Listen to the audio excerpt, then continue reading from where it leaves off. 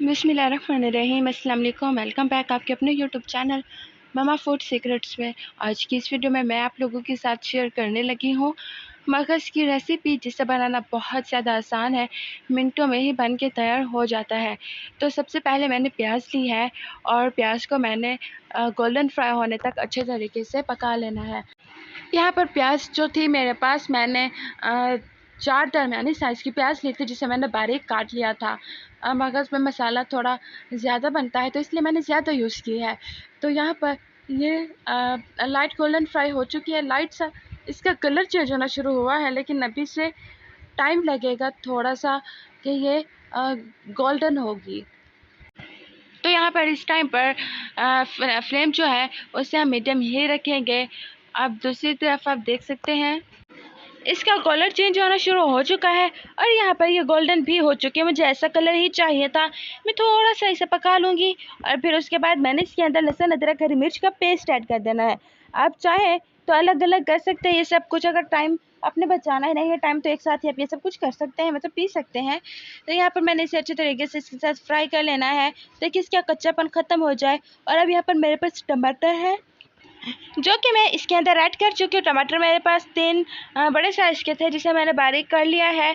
अगर आपके पास टाइम हो तो आप इसका छिलका ज़रूर उतार लें। तो अब उसके बाद मैंने इसके अंदर हल्दी ऐड की है, 1 टीस्पून के करीब लाल मिर्च पाउडर ऐड की है, 1 टीस्पून के करीब, और फिर हम अपने टेस्ट के अकॉर्डिंग नमक ऐड कर लेंगे। सॉरी, वो रिकॉर्ड नहीं हुआ। तो यहाँ पर मैंने इन सारी चीज़ों को अच्छे तरीके से मिक्स कर लेना है और फिर मैंने इसे अच्छे तरीके से गला लेना, ताकि मसाला अच्छी तरीके से गला हुआ होना चाहिए।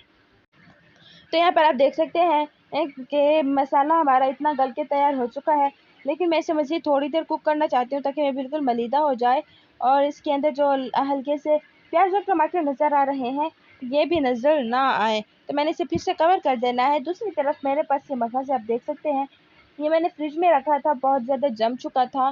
तो मैंने इसे नीम गर्म पानी में रखा तकरीबन 15 मिनट के लिए। अब ये नॉर्मल हो चुका है। तो अच्छा, अब इस मगज़ को हमने पहले बॉयल कर लेना। ये सारा का सारा इतना ही होता है मेरे ख़्याल में।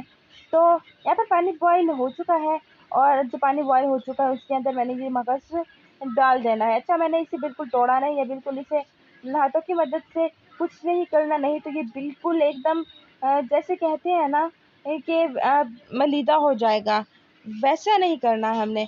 अब ये मैं अंदर डाल चुकी हूँ। अब ये जब इसके अंदर 2 से 3 बॉयल आ जाए तो इसकी शक्ल कुछ ऐसी हो जाएगी। तब उसके बाद मैंने छुरी की मदद से इसे काट-काट के छोटा करना है। अच्छा, आप लोगों को पता होगा कि बिल्कुल इसका टेस्ट अंडे के जैसा होता है और ये अंडे की तरह ही देखिए अभी भी लग रहा है। तो इसके बिल्कुल थोड़े से बड़े पीसेस ही अच्छे लगते हैं क्योंकि मुँह में आए और पता चले। तो लेकिन मैं मज़ीद इसे थोड़ा छोटा करूँगी। और यहाँ पर मेरे पास मसाला बन के तैयार हो चुका है और ये जो मगज़ है मैंने इसे के इतने पीस कर लिए थे और मैंने इसका पानी निकाल लिया है। अब मैंने इस मसाले के अंदर वो सारे का सारा मगज़ ऐड कर देना है और फिर इसे अच्छे तरीके से मैंने चम्मच से मिक्स कर लेना है। अच्छा, अब इसके बाद मैंने इसकी तकरीबन 2 से 3 मिनट की भुनाई करनी है। 2 से 3 मिनट की भुनाई करने के बाद इसके अंदर चम्मच मुसलसल हम चलाते रहेंगे। तो यहाँ पर मैंने इसे थोड़ी देर के लिए कवर कर दिया था और ये प्रॉपर तरीके से बन के तैयार हो चुका है। आप देख सकते हैं कि कितना खूबसूरत ये लग रहा है। यकीन जाने इसका टेस्ट बहुत मज़े का था।